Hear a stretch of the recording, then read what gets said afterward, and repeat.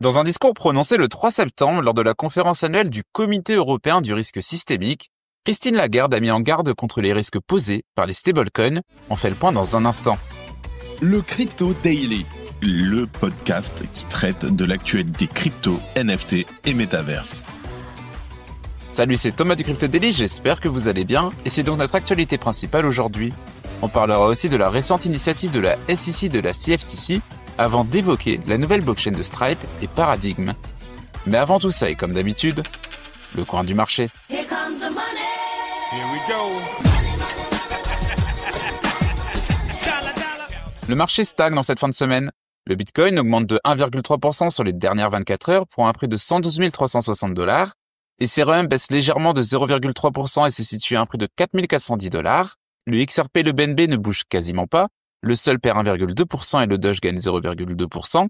Le Tron chute de 0,7%, tandis que l'ADA augmente de 0,6%. Christine Lagarde s'inquiète des stablecoins. Christine Lagarde, présidente de la Banque Centrale Européenne, la BCE, a appelé à une réglementation stricte des stablecoins étrangers opérant dans l'Union européenne. Elle a d'abord mis en garde contre les risques de mauvaise gestion de la liquidité à travers les juridictions. Elle a expliqué que les groupes bancaires devaient s'assurer que les réserves étaient bien disponibles là où elles étaient nécessaires. De plus, elle estime que les émetteurs de stablecoins devraient être soumis aux mêmes exigences. La présidente de la BCE a également évoqué une potentielle crise et ses conséquences. Elle explique que les investisseurs seraient plus enclins à racheter leurs stablecoins dans des juridictions offrant des protections plus solides comme l'Union européenne où la réglementation MiCA interdit les frais de rachat. Or, selon elle, cela pourrait potentiellement épuiser les réserves locales. Elle a ensuite ajouté que les schémas de multi-émission où un stablecoin est émis dans plusieurs juridictions reproduisent les mêmes risques au sein d'une seule entité. C'est pourquoi elle appelle à des exigences telles que le ratio de financement stable net et le ratio de couverture de la liquidité à chaque niveau de consolidation. Christine Lagarde a vraiment insisté sur le fait que les émetteurs de stablecoins étrangers devaient respecter les mêmes normes que ceux opérant dans l'Union européenne pour éviter donc les risques systémiques. Enfin, notons qu'un représentant de la régulation italienne a carrément déclaré lors de cette réunion que les stablecoins, je cite, ne devraient jamais être considérés comme une monnaie à cours légal. Il a rajouté que seul l'euro numérique de la BCE serait une devise officielle. Christine Lagarde appelle donc à une réglementation stricte des stablecoins étrangers pour protéger l'économie européenne et éviter les fameux risques systémiques. En tout cas, cette approche reflète l'importance croissante des stablecoins dans le paysage financier mondial et la nécessité de normes réglementaires cohérentes pour assurer leur stabilité et leur sécurité. Mais la tentation de ralentir leur utilisation pour valoriser un potentiel euro numérique est toujours bien présente au sein de l'institution européenne. Si tu aimes le Daily, une note et un commentaire nous aident énormément. Aussi, si tu ne veux rien rater de l'actualité, abonne-toi. La SEC et la CFTC veulent aider les exchanges américains. Le timing réglementaire commence à se resserrer aux États-Unis. Et la SEC veut pouvoir approuver les ETF crypto en attente avant la date d'échéance officielle du mois d'octobre pour les premiers dossiers déposés. En particulier si l'on considère qu'il y en a plus de 90 en tout. Alors pourquoi un tel empressement nécessaire ? Tout simplement car le nouveau président de la SEC, Paul Atkins, s'est engagé à attendre un cadre réglementaire clair pour les crypto-monnaies avant de se prononcer. Il va donc falloir passer aux actes. Dans le cadre de cet effort, il semble que le président de la SEC ait décidé de s'associer à la CFTC. Pourtant, jusque-là, cette institution était essentiellement assimilée à une simple concurrente réglementaire.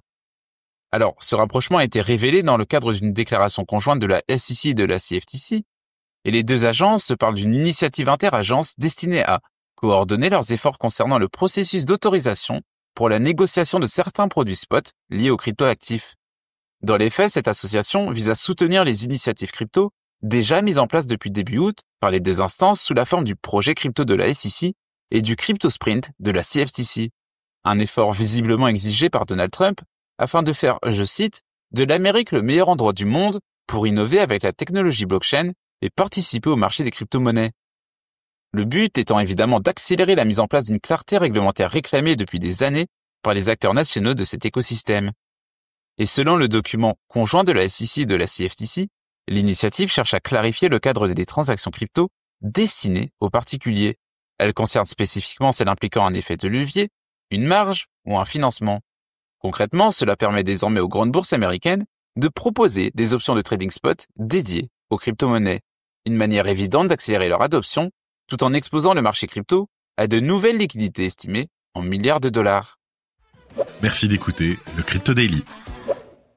Stripe et Paradigm dévoilent une nouvelle blockchain. Bon d'accord, petit point de contexte. Stripe est une entreprise bien connue spécialisée dans les solutions de paiement en ligne. De son côté, Paradigm est un fonds d'investissement spécialisé dans les crypto-monnaies. Ensemble, ils viennent donc d'annoncer le lancement officiel de Tempo, une nouvelle blockchain qui pourrait bien révolutionner le secteur des paiements. Selon l'annonce publiée par Paradigm et reprise par la presse américaine, Tempo serait une blockchain de type Layer 1. C'est-à-dire qu'elle fonctionne de manière autonome et ne dépend pas d'un autre réseau pour exister. Elle a été conçue pour être rapide, sécurisée et évolutive, 3 caractéristiques essentielles pour une utilisation à grande échelle. Mais ce qui distingue vraiment Tempo des autres blockchains, c'est son focus sur les stablecoins. Tempo a ainsi été spécialement conçu pour optimiser l'utilisation des stablecoins en permettant des transactions quasi instantanées avec des frais de transaction extrêmement bas.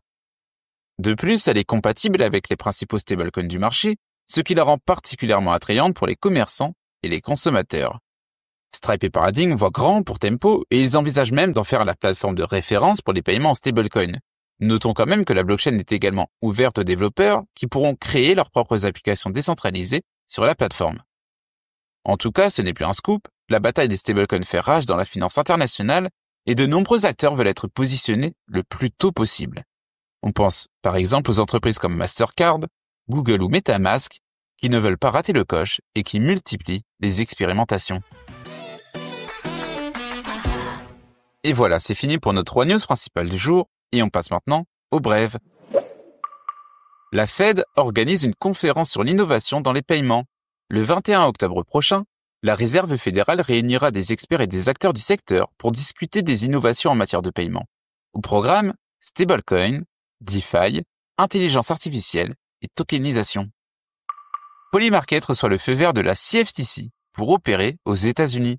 La CFTC a émis une lettre de non-intervention autorisant Polymarket à proposer des marchés prédictifs aux États-Unis. Après une enquête abandonnée cet été, la plateforme fait donc officiellement son retour sur le sol américain. Justin Sun blacklisté par WLFI après un transfert de 9 millions de dollars. Un wallet lié à Justin Sun a été banni par World Liberty Financial après avoir transféré 9 millions de dollars en WLFI. Justin Sun nie toute vente et parle de simple test de dépôt. Un enlèvement déjoué par les autorités. Un jeune Suisse, actif dans les crypto-monnaies, a été retrouvé ligoté dans une maison près de Valence après avoir été enlevé et séquestré. Les ravisseurs exigeaient une rançon en crypto. L'opération de libération, mobilisant plus de 150 militaires, a permis d'arrêter 7 suspects, poursuivis notamment pour enlèvement et extorsion en bande organisée. Coinbase mise beaucoup sur l'intelligence artificielle. Brian Armstrong a placé l'intelligence artificielle au cœur de la stratégie de Coinbase. Selon le PDG, 40% du code quotidien est déjà généré par des outils IA, avec pour objectif de dépasser les 50% d'ici octobre. Et voilà, c'est la fin de ce résumé de l'actualité du jour. Évidemment, pensez à vous abonner pour ne pas rater le suivant.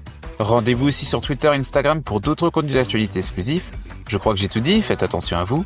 Et moi, je vous dis à très vite. C'était le Crypto Daily.